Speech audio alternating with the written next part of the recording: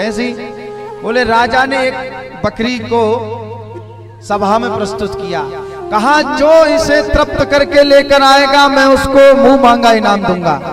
ठीक है, अब सब उसको ले जाएं, क्योंकि सबको लोभ था कि कुछ ना कुछ राजा ऐसा देगा जिससे हम कई दिनों तक गुजारा कर सकते हैं, बहुत सारा इनाम हमको मिलेगा।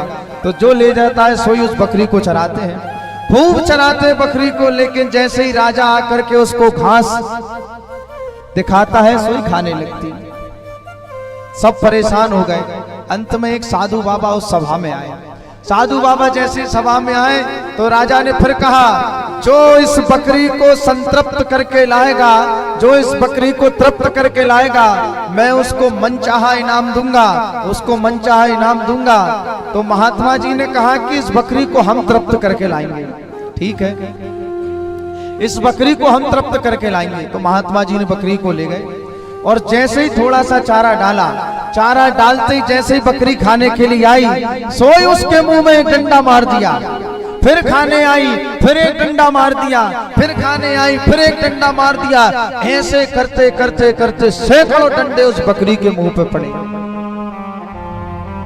अब की बार जैसे ही बकरी के सामने घास रखा तो बकरी खाने की तो बात छोड़िए, उसकी तरफ देखना भी पसंद नहीं करती। और राजा साहब के सामने ले जाकर उस बकरी को प्रस्तुत किया, राजा साहब आपकी बकरी को तृप्त करके मैं लाया हूं।